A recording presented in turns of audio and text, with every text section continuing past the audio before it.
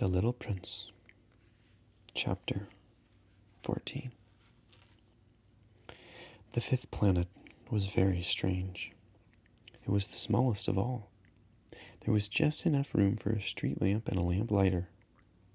The little prince couldn't quite understand what use a street lamp and a lamp lighter could be up there in the sky, on a planet without any people and not a single house. However, he said to himself, it's quite possible that this man is absurd.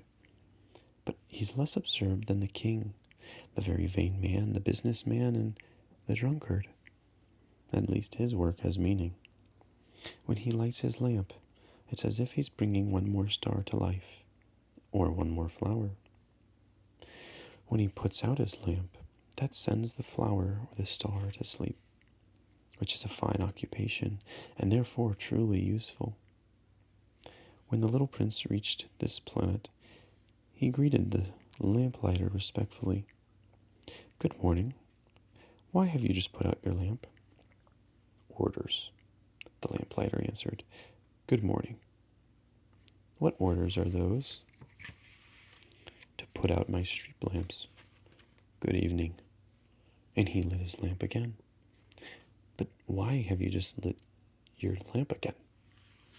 "Orders." "I don't understand," said the little prince. "There's nothing to understand," said the lamplighter.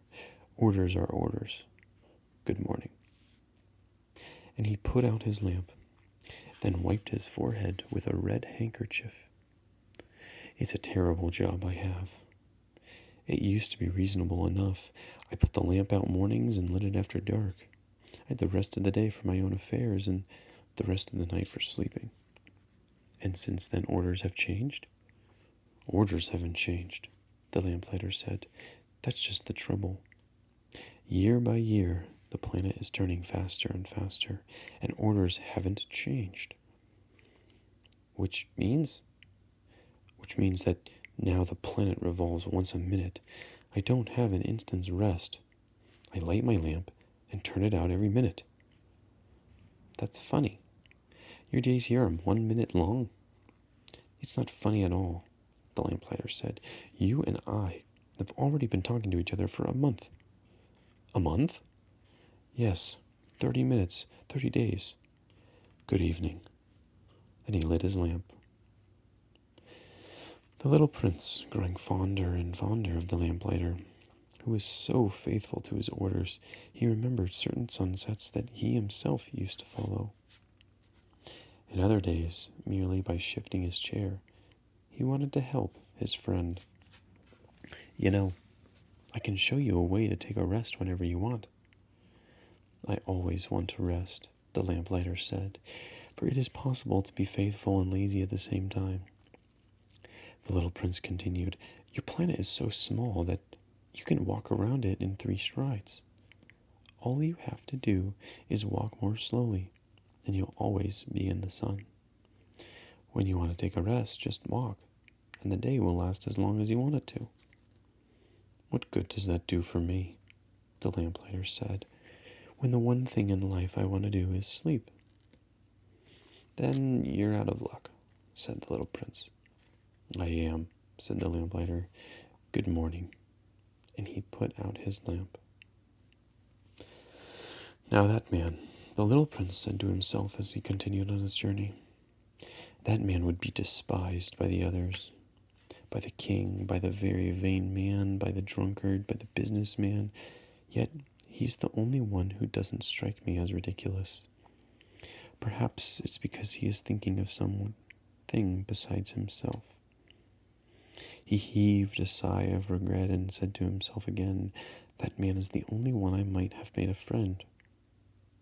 But his planet is really too small. There's not room for 2. What the little prince dared not to admit was that he most regretted leaving that planet because it was blessed with 1,440 sunsets every 24 hours. Chapter 15.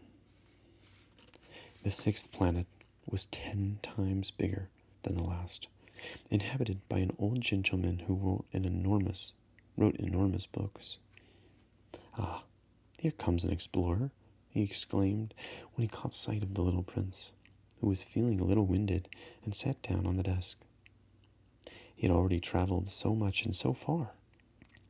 "Where do you come from?" the old gentleman asked him. "What's that big book?" asked the little prince. "What do you do with it?" "I'm a geographer," the old gentleman answered. "And what's a geographer?" "A scholar who knows where the seas are, and the rivers and cities and mountains and the deserts." "That is very interesting," the little prince said. "Here at last is someone with a real profession." He gazed around him at the geographer's planet. He had never seen a planet so majestic. "Your planet's very beautiful," he said. "Does it have any oceans?" "I couldn't say," said the geographer. "Oh," the little prince was disappointed. "And mountains?"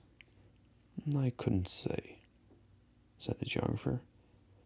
"And cities and rivers and deserts?"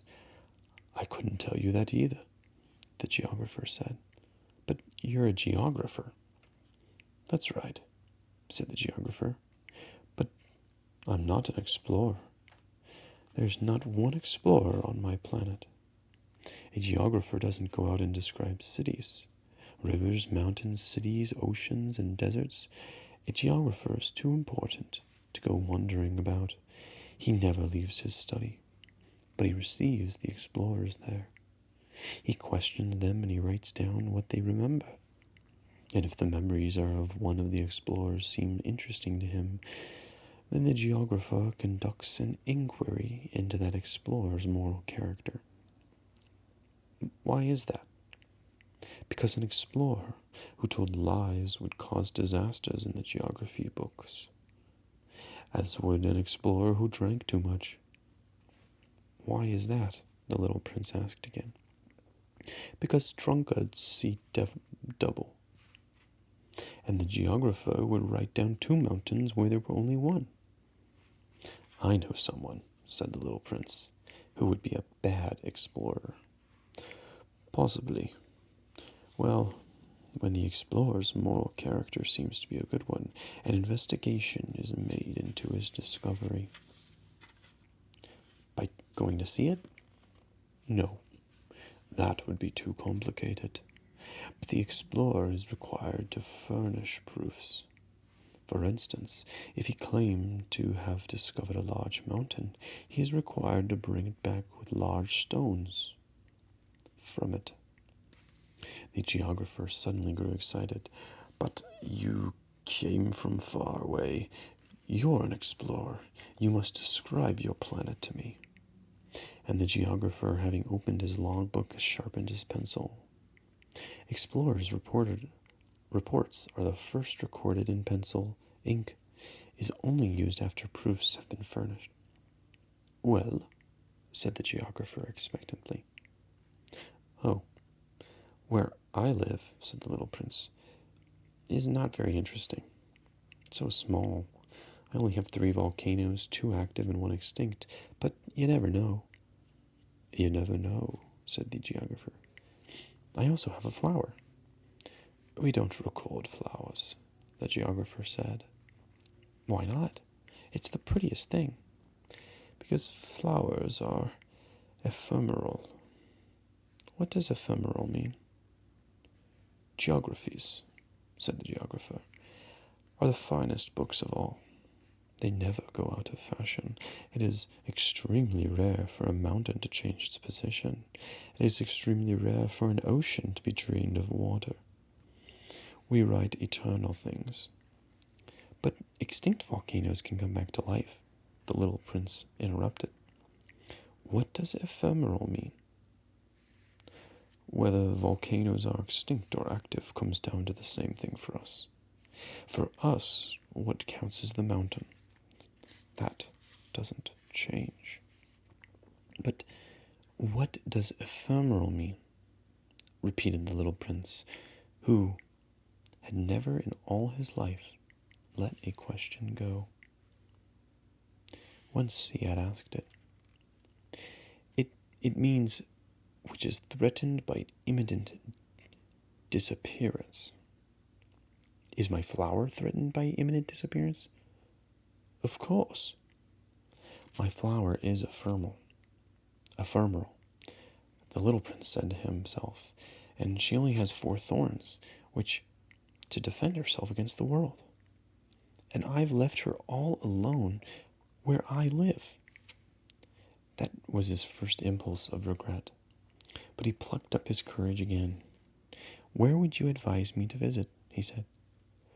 The planet Earth, the geographer answered. It has a good reputation.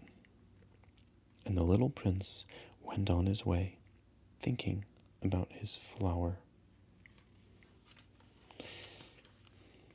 End of chapter 15. I forgot. Good night.